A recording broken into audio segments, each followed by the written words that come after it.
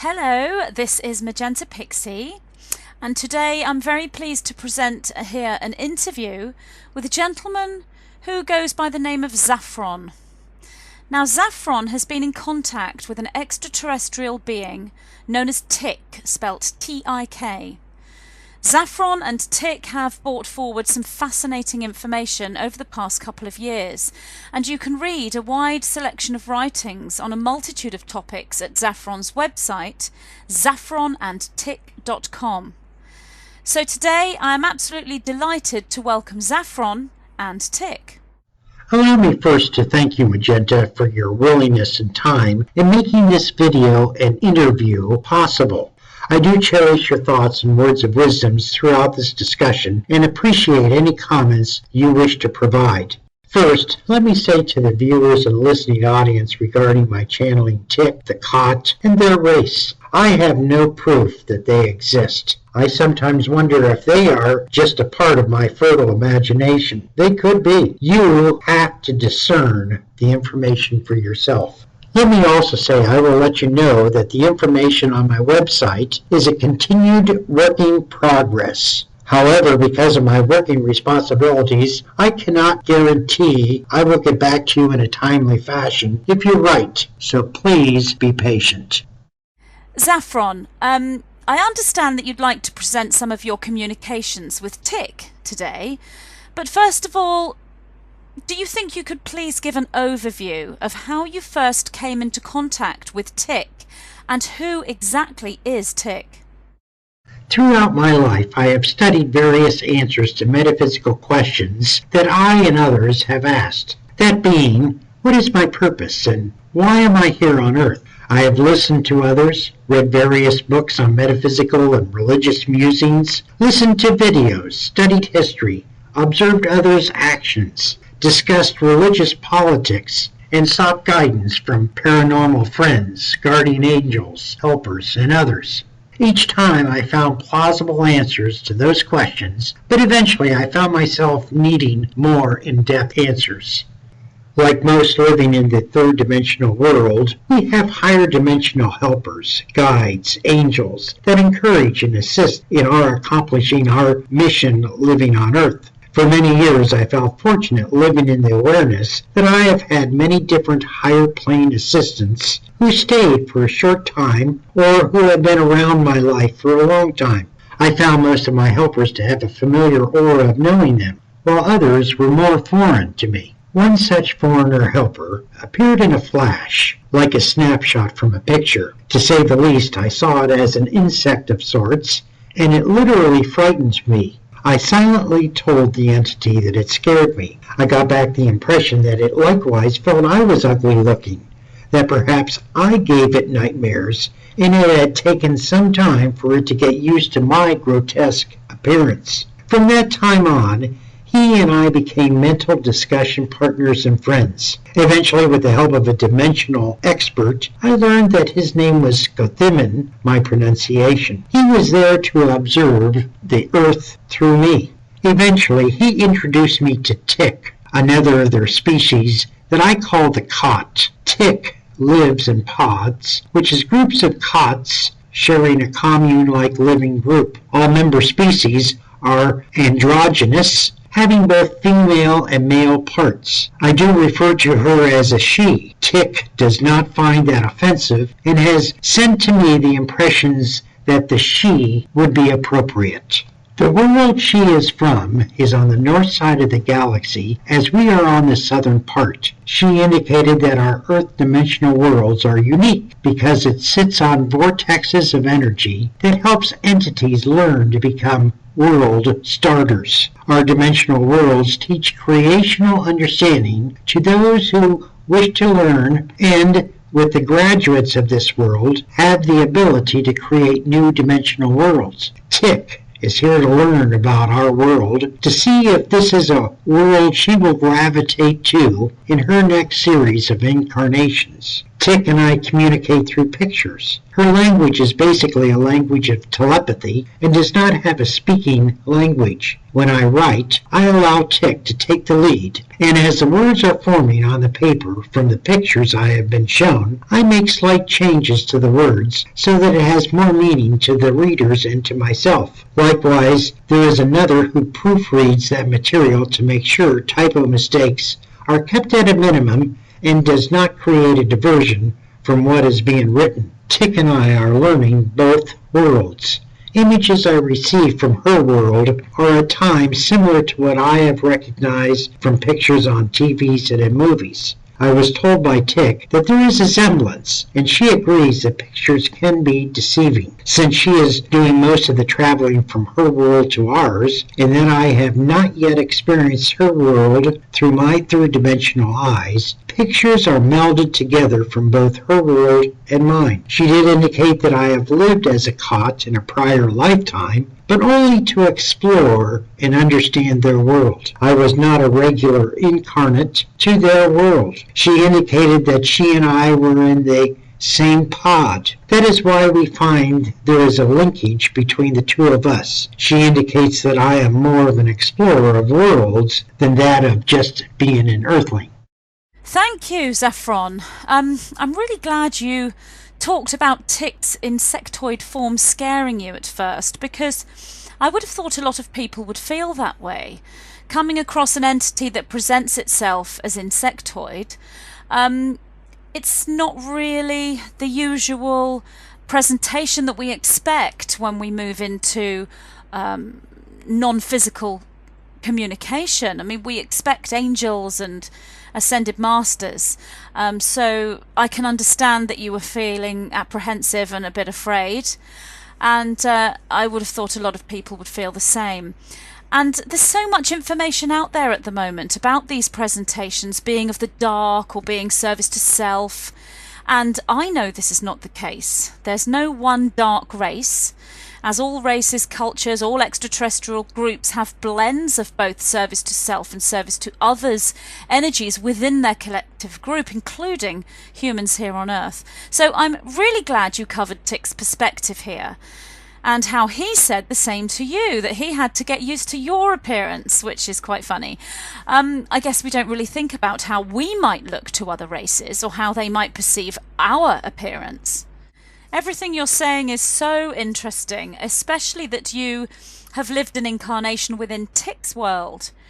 Now, I understand from the 9 that our guidance system, when it personifies as extraterrestrial form, they are almost always an individual that we have had an incarnation with, or are in some way related to us as a soul family, or if we're contacted by a group consciousness, or we choose to contact a group consciousness, that often that consciousness is another quantum version of us, or us in the future, or is some way, as I said, connected to us.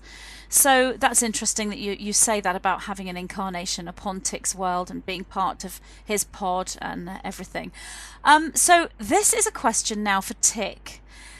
TIK, thank you so much for coming through today. I would like to ask you, please, why did you contact Zaffron? Thank you, Magenta. We are a group of beings far away in this galaxy that Zaffron had enjoyed several lifetimes with learning our ways. Zaffron and I were close in several lifetimes on my world, especially the last. We beings live on different dimensional planes, and my following Zaffron into his lifetime on Earth has provided insight into his work with the Earth dimension. We as species have learned to be very careful in making contact with other species. We want to make sure that Zaffron's world does not contaminate us with interdimensional diseases that would affect our world. Understand this, we are studying his physiology and spiritual essence to make sure that we have compatible communications. It is highly doubtful that our species and yours on Earth will ever meet for several hundreds of years, except through communications such as this. Wow, so we won't actually meet these beings on a physical level for several hundred years, except through this kind of telepathy. Well, thank you, TIK. This information is really interesting, as I said. Zaffron, I've read a lot of the information on your website, and one of the questions I'd like to ask is about the emotional makeup of us as humans and the emotional makeup of the cot race. Can you talk about these differences between our emotions and their emotions?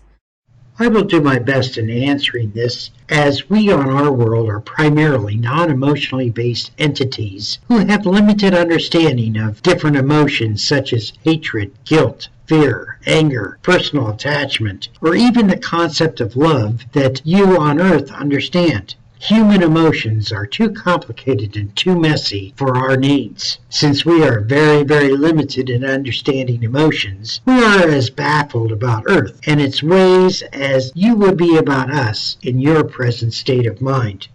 For us, living and life situations are all about character.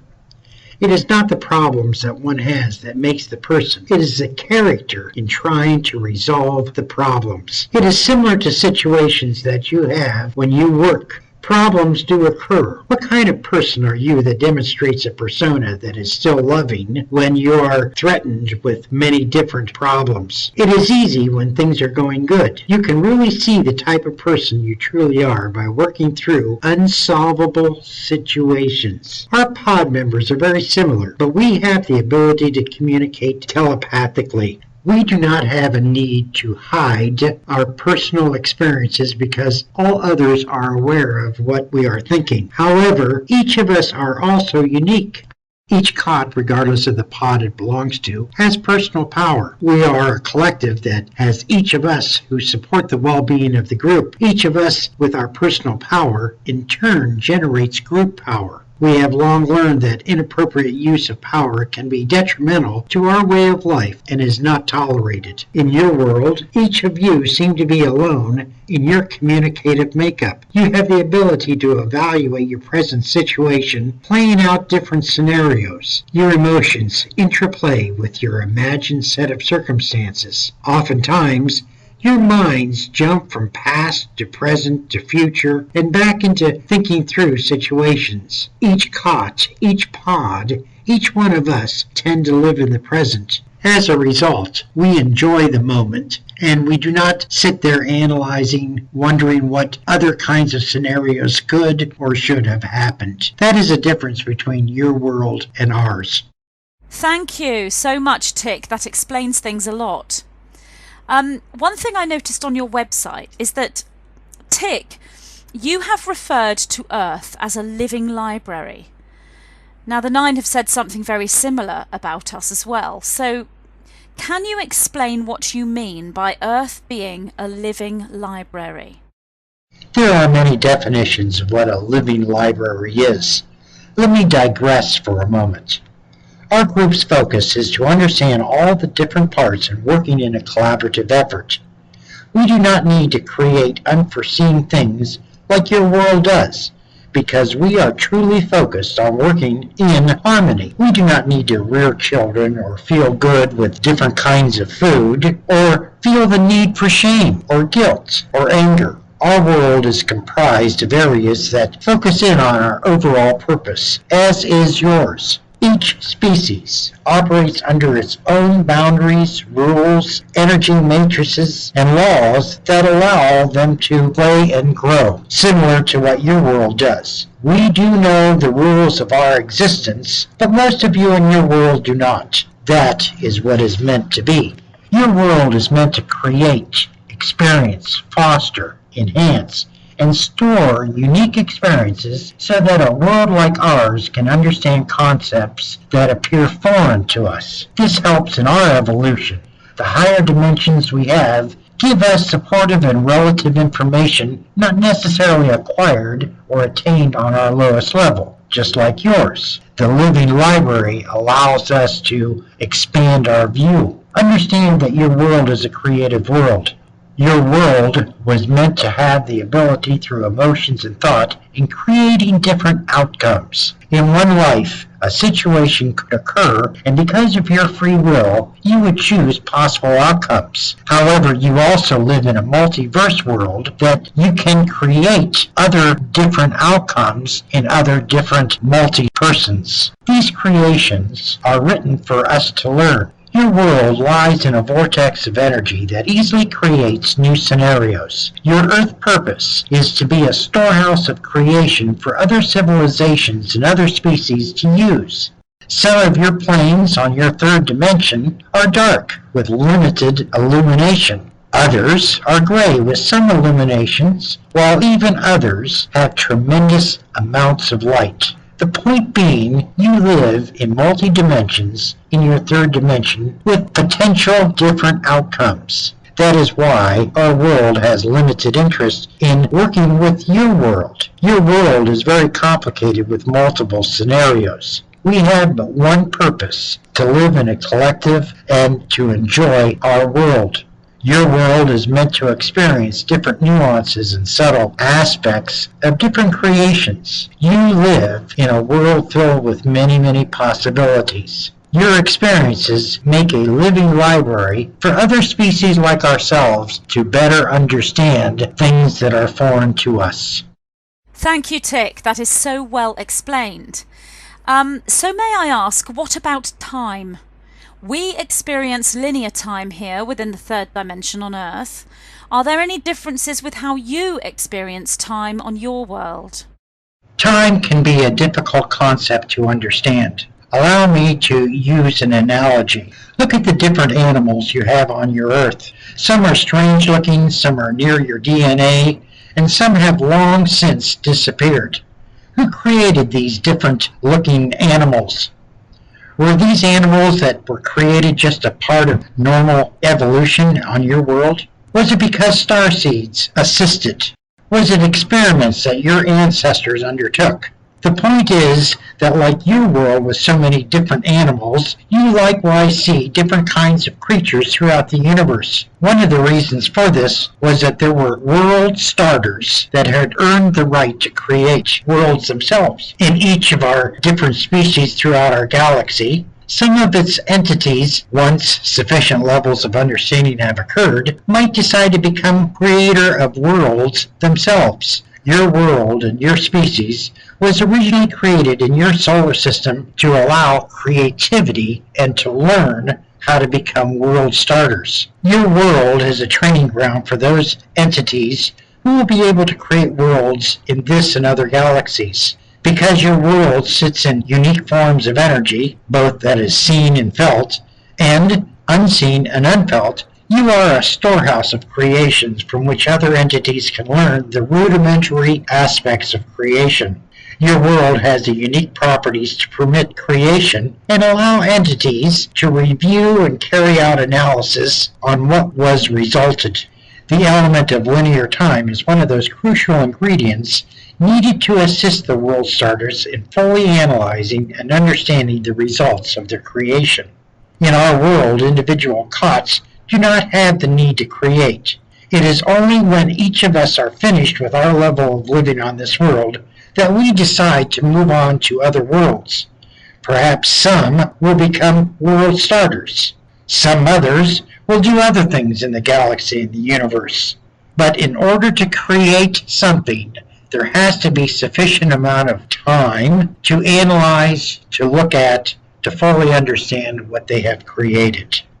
Okay, so what about dimensions, specifically higher dimensional access?